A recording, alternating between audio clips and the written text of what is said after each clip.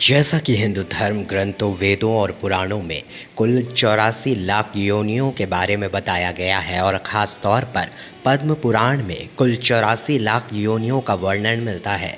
इनमें जलचर प्राणी, कीड़े मकोड़े, पेड़ पौधे, पशु पक्षी और मानव वानर आदि शामिल हैं, जिसमें मनुष्य की योनि को इन सब में सर्वश्रेष्ठ बताया गया है।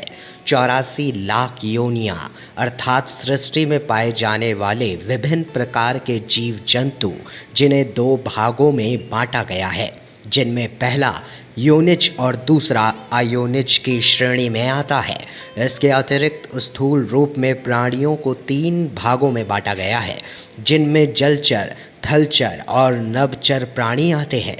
जलचर यानी कि जल में रहने वाले सभी प्राणी, थलचर यानी कि पृथ्वी पर भ्रमण करने वाले सभी प्राणी, और नभचर यानी कि आकाश में विहार करने वाले, मतलब आकाश में उड़ने वाले सभी कीट पतंगे और पक्षी। इन 3 प्रमुख प्रकारों के अंतर्गत भी कुछ मुख्य प्रकार होते हैं, अर्थात 84 लाख योनियों को प्रारंभ में निम्न 4 वर्गों में बांटा जा सकता है।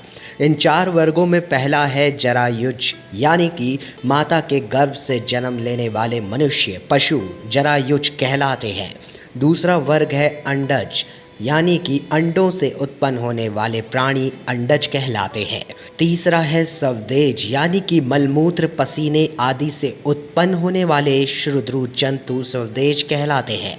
और चौथे वर्ग में उद्रभज प्राणी आते हैं, जो पृथ्वी के उदर से उत्पन्न होते हैं और उद्रभज कहलाते हैं। पद्म पुराण के एक श्लोक में इनके बारे में विस्तार पूर्वक बताया गया है। पद्म पुराण के अनुसार वह श्लोक कुछ इस प्रकार है।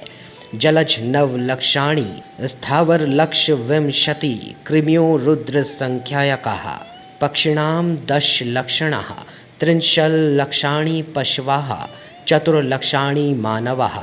इस श्लोक का अर्थ है कि जलज अर्थात जलचर प्राणी 9 लाख, स्थावर अर्थात पेड़ पौधे 20 लाख, कृमियों का मतलब है कीड़े मकोड़े जो कि 11 लाख, पक्षिणाम अर्थात कीट पतंगे और पक्षी जो कि है 10 लाख। इसके अलावा पद्म पुराण के श्लोक के अनुसार 30 लाख योनि भूमि पर रहने वाले जीवों की है और शेष अन्य 4 लाख योनियाँ मनुष्य की है।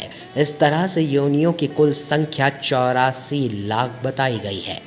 अब अगर 84 लाख योनियों के बारे में और विस्तार से बात करें तो पुराणों में कुल 84 लाख योनियों में मनुष्य की योनि को सर्वश्रेष्ठ बताया गया है।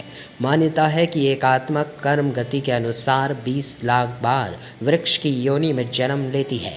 इसके बाद 9 लाख बार जलचर प्राणियों के रूप में जन्म होता है, 11 लाख बार कृमि यानी कि कीड़े मकोड़ों की योनि में, 10 लाख बार पक्षी की योनि में, 30 लाख बार पशु की योनि में जन्म लेने के बाद अंत में क्रमानुसार गौ का शरीर प्राप्त करके आत्मा को मनुष्य की योनि प्राप्त होती है। इसके बाद 4 लाख बार आत्मा मानव की योनि में ही जन्म लेती है, जिसके बाद उसे पितृ या फिर देव योनि प्राप्त होती है और यह सभी क्रमानुसार चलते रहते हैं। जब आत्मा मनुष्य योनि में आकर नीच कर्म करने लगता है तो उसे पुनः नीचे की योनियों में जन्म मिलने लगता है, जिसे वेद पुराणों में दुर्गति कहा गया है।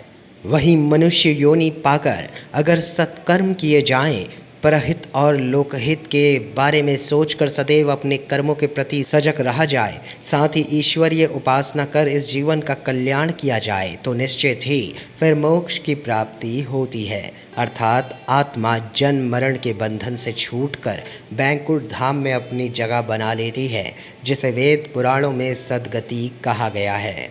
इस तरह आत्मा को 84 लाख योनियों में भटकते हुए अपने कर्मों और संस्कारों को शुद्ध करना होता है, जिसके बाद आत्मा को मोक्ष की प्राप्ति होती है।